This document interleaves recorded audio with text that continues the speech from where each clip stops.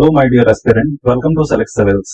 आज हम बीपीएससी की एक सीरीज स्टार्ट कर रहे हैं जो कि प्रीवियस ईयर क्वेश्चन पे बेस्ड है। इस सीरीज में हम बीपीएससी के द्वारा जो भी एग्जामिनेशन कंडक्ट हुए हैं आज तक, उसके प्रीवियस ईयर क्वेश्चन हम देखने की कोशिश करेंगे। पहले हम बीपीएससी जो सिविल सर्विसेज एग्जामिनेशन है उसके क्वेश्चंस को देखेंगे। बीपीएससी के सिविल सर्विसेज एग्जामिनेशन में जो क्वेश्चन आपके लिए इंपॉर्टेंट है वो अभी फिलहाल के लिए 68 BPSC, 67 BPSC, 66 BPSC and 65 BPSC mainly जो है 5 एग्जाम ये रिव्यू हुआ है एक बार, तो ये 5 एग्जाम आपके लिए इंपॉर्टेंट है। हालांकि हम इसको 38 बीपीएससी से 68 बीपीएससी तक देखेंगे। तो इस सीरीज में पहले हम पॉलिटी स्टार्ट करते हैं।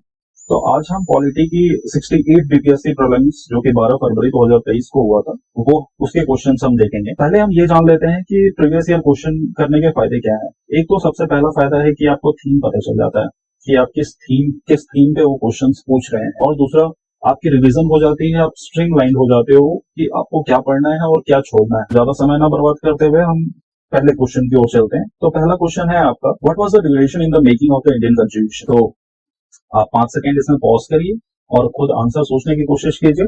उसके बाद मैं यहाँ पे आंसर आपको बताऊं। इसका आंसर है आपका 2 year 11 months and 18 days. Okay, ये तो हालांकि बहुत ही आसान क्वेश्चन है। अब इसमें मैंने ना 2 चीज रिप्रेजेंट किया हुआ है। एक तो ये कौन से बीपीएससी में पूछा गया, जैसे ये 68 बीपीएससी प्रीलिम्स एग्जामिनेशन 2023 में पूछा गया, और दूसरा है ये टॉपिक, किस टॉपिक से पूछा गया। तो ये टॉपिक पे आपको ध्यान रखना है कि जिस जिस टॉपिक से क्वेश्चन रिपीट हो रहे हैं उस टॉपिक को आपको बहुत ही अच्छी तरीके से पढ़कर ले जाना है एग्जाम से पहले। तो इसी टॉपिक से रिलेटेड मैं कुछ और क्वेश्चन आपको बताता हूँ जो कि पूछे गए। जैसे पहला क्वेश्चन 66 बीपीएससी में पूछा गया है, हालांकि 43rd बीपीएससी में भी पूछा गया है। क्वेश्चन ये है कि आपका फर्स्ट सेशन जो है कॉन्स्टिट्यूशन असेंबली का वो कब हुआ था। आपको डेट और ईयर बताना है। आप सोचिए इस बारे में।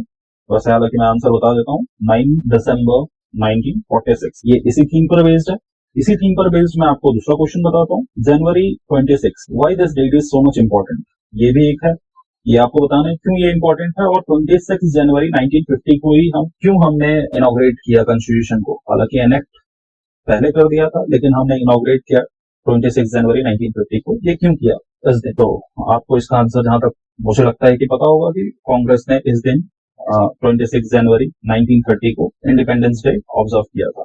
ओके, सो इसी तरीके के कुछ सवाल हैं जो कि थीम बेस्ड रिपीट होते हैं। आपने एक थीम तैयार कर ली तो आपके उस तरीके के सारे सवाल हैं। इसमें नेक्स्ट जो है कुछ की पॉइंट्स दिए हुए हैं जो कि आपके काम आ सकते हैं। इसका पीडीएफ आप डाउनलोड कर सकते हैं टेलीग्राम ग्रुप से, जो कि सेलेक्ट सिविल्स का एक टेलीग्राम ग्रुप है। आप वहां से इसकी पीडीएफ डाउनलोड कर लें और इसको अच्छे से एक बार पढ़ लें, और कुछ क्वेश्चंस भी देख लें जो थीम बेस्ड हैं। जो थीम बेस्ड क्वेश्चंस मैं करवा रहा हूँ, वैसे तो ये पूरी सीरीज में आपको पता चल जाएगा कि कौन सी थीम इंपॉर्टेंट है और कौन सी थीम को हमको छोड़ करके जाना है। बिकॉज 2-3 चीजें हैं।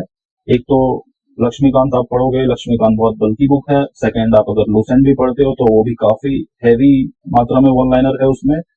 तो आपको अगर थीम पता है तो आप उस थीम पे ज्यादा काम कर सकते हो और अच्छे नंबर ला। तो चलिए चलते हैं अपने अगले क्वेश्चन के ऊपर। अगला क्वेश्चन जो है आपका, the phrase equality before law used in Article 14 of the Indian Constitution has been borrowed from the Constitution of। तो आप इसमें भी 5 सेकंड का पॉज लें और आंसर बताएं मुझे कि इसका क्या आंसर होगा। तो इसका आंसर है आपका ब्रिटेन। Okay, Britain. टॉपिक जो मैंने बता रखा है आपको, फंडामेंटल राइट्स। फंडामेंटल राइट्स से काफी क्वेश्चन पूछे गए हैं बीपीएससी में। जैसे कुछ क्वेश्चन मैं आपको बताना चाहूंगा। इस क्वेश्चन में आपसे पूछा है इक्वालिटी बिफोर लॉ। आपसे ये भी पूछा जा सकता है कि इक्वल प्रोटेक्शन ऑफ लॉ कहां से लिया गया। आप मुझे ये आंसर करिए कमेंट में। सेकंड, ये भी पूछा गया है कि रूल ऑफ लॉ कहां से लिया गया। रूल ऑफ लॉ आपका 66 बीपीएससी में पूछा गया था। हालांकि ये क्वेश्चन हम करेंगे इस सीरीज में ही करेंगे, लेकिन मैं आपको ये बताना चाहता हूँ कि आप कैसे थीम पे काम करके अपने क्वेश्चंस को अच्छे से सॉल्व कर सकते हैं। चलिए, इसी थीम पर एक और क्वेश्चन है, फंडामेंटल राइट्स किस आर्टिकल से लेकर के किस आर्टिकल तक है। उसके बाद आप मुझे बताइए ये किस पार्ट में है। तो ये सारे क्वेश्चंस जो है रिपीटेड हैं आपके बीपीएससी में। कुछ cases related to fundamental right भी आपको याद रहना चाहिए, जैसे कि मान लीजिए इंदिरा साहनी केस है। ओके, कुछ की पॉइंटर्स मैंने यहाँ पे दे रखे हैं। कुछ की पॉइंटर्स में आप देखो, आर्टिकल 14 का एक्सप्लेनेशन दे रखा है मैंने यहाँ पे, ठीक है। तो ये एक्सप्लेनेशन आप जो है डाउनलोड करके इसको पढ़ लीजिए। चलिए हम अगले क्वेश्चन की तरफ बढ़ते हैं। अगला क्वेश्चन जो है आपका, council of minister in a state is collectively responsible to legislative assembly. ठीक है, इसमें कई तरह के क्वेश्चन पूछे गए कि आपका council of minister in state यहाँ पे पूछा गया है, आपसे पूछ गया कि सेंटर पे कौन रिस्पॉन्सिबल होते हैं, ठीक है। तो ये काउंसिल ऑफ मिनिस्टर का कुछ की पॉइंट्स हैं जो आपको ध्यान में रखना है। इसमें आपको आर्टिकल 164 ध्यान में रखना है। आर्टिकल 164 के तहत जो है आपका council of minister collectively responsible होते हैं स्टेट लेजिस्लेटिव असेंबली के। अगर कुछ रिसेंट एग्जामिनेशन के क्वेश्चंस बताऊं आपको इस टॉपिक में काउंसिल ऑफ मिनिस्टर में, तो आपका 63rd बीपीएससी, इसमें ये पूछा गया है कि prime minister is responsible to, आप मुझे बताइए ये कमेंट सेक्शन में। दूसरा क्वेश्चन जो है आपका 41 बीपीएससी, तो देखिए कैसे ये रिपीट होते हैं सारे क्वेश्चंस जो हैं, आपको एक ही टाइप के क्वेश्चंस मिलेंगे। अगर आप वो टॉपिक कवर कर लेते हो तो आप मैक्सिमम क्वेश्चन सॉल्व कर पाओगे। जैसे 41 बीपीएससी में ये पूछा गया है कि union council of minister collectively responsible to, तो ये आपको ध्यान में रहना चाहिए, ठीक है। तो ये कलेक्टिवली रिस्पॉन्सिबल होते हैं लोकसभा के। चलिए हम नेक्स्ट क्वेश्चन की ओर बढ़ते हैं। नेक्स्ट क्वेश्चन जो है आपका, which one of the following was established as the first programme of community development. ये देखिए panchayati raj and community development एक काफी इंपॉर्टेंट टॉपिक है। हर साल 2 क्वेश्चन आपको देखने को मिलेंगे इस टॉपिक से, ठीक है। ये है आपका answer, national extension service, okay, NES. NES के बारे में अगर जाने तो देखिए कम्युनिटी डेवलपमेंट प्रोग्राम में सबसे पहले नेशनल एक्सटेंशन सर्विस आया था। कब आया था ये?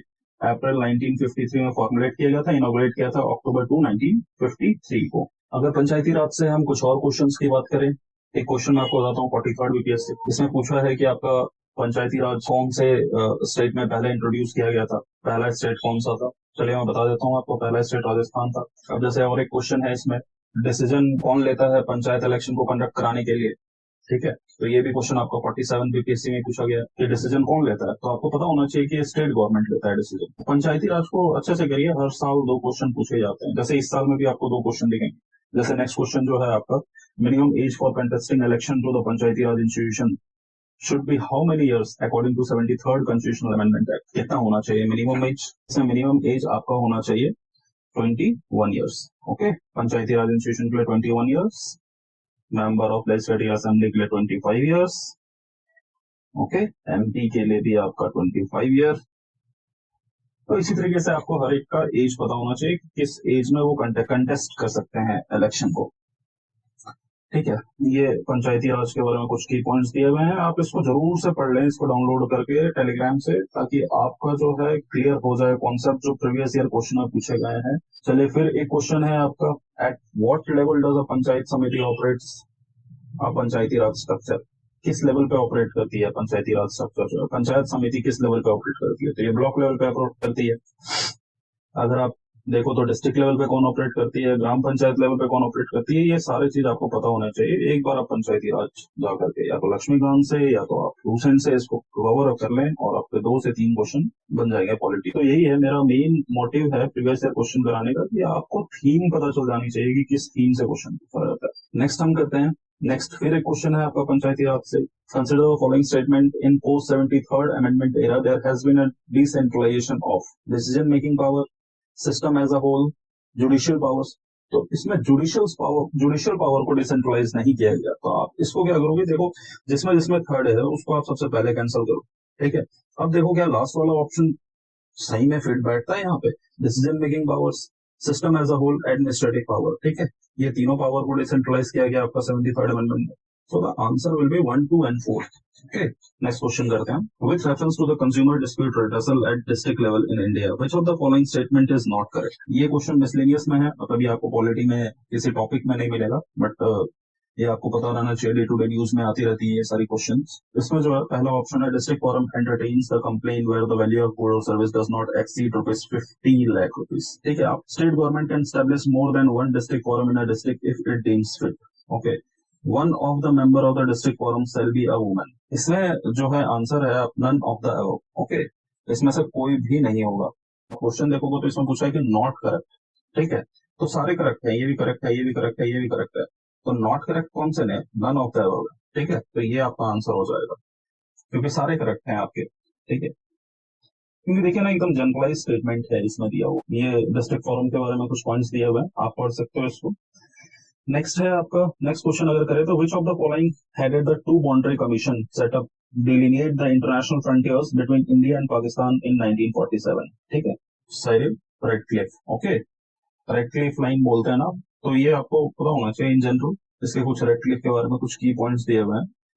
ठीक है। मिसलेनियस में तो बहुत सारे क्वेश्चन हैं, जैसे कि मान लीजिए आपको मिसलेनियस में आपसे पूछ लेंगे कि आर्टिकल 300 क्वेश्चन आए हुए हैं, 67 में पूछा गया आर्टिकल 300 के बारे में। ठीक है। वन नेशन वन इलेक्शन के बारे में पूछा हुआ है कि वन नेशन वन इलेक्शन जो है आपका किस आर्टिकल्स में आपका अमेंडमेंट के रिक्वायर होगी। ठीक है। तो ये सारे क्वेश्चन हम करेंगे जैसे जैसे हम पीछे बैक 67 तक करेंगे तो उस समय ये सारे क्वेश्चन करेंगे। नेक्स्ट क्वेश्चन जो है आपका the representation in the Rajya Sabha includes. ठीक है। ये आपका टॉपिक है राज्यसभा। आप राज्यसभा पढ़ लें। Member nominated by the president of India, member directly elected by the citizens, member indirectly elected by citizens through their representative, more than one of the above and none of the above. ठीक है। तो आप मुझे बताइए representation in the Rajya Sabha includes. ठीक है। फिर representation कौन कौन से होते हैं? एक तो नॉमिनेट करते हैं मेंबर को प्रेसिडेंट। ठीक है। और एक member indirectly elected by citizens through there representatives. तो इसमें क्या हो जाएगा आपका answer? More than one of the above. ठीक है। तो ये राज्यसभा के बारे में कुछ की पॉइंट्स हैं। ठीक है। आप इसको पढ़ लेंगे डाउनलोड करके। ठीक है। आज के लिए इतने ही क्वेश्चंस हैं। 9 क्वेश्चंस आए थे बीपीएससी में। ठीक है। पॉलिटी में तो 9 क्वेश्चंस में आप 9 क्वेश्चंस में से आप 8 क्वेश्चंस को श्योर शॉर्ट कर सकते हो, तो 8 मार्क्स लेकर आ सकते हो। वैसे बीपीएससी ने अभी जो है 1/3 नेगेटिव मार्किंग कर दी है, तो 1/3 नेगेटिव मार्किंग होने के बाद आपको बहुत कॉन्शियसली टिक करना है चीजों को, नहीं तो आप जो है अपने मार्क्स गवा दोगे। किस चीज को करना है किस चीज को नहीं करना है। तो 9 क्वेश्चंस में मुझे जहां तक लगा कि इसमें 8 क्वेश्चंस हम कर सकते हैं, एक क्वेश्चन को छोड़ करके, अगर ये आप मिसलेनियस के क्वेश्चन को छोड़ दे तो। चलिए, थैंक यू। आपको ये सेशन अच्छा लगा तो फिर आप इसे लाइक कर दें, सब्सक्राइब कर दें।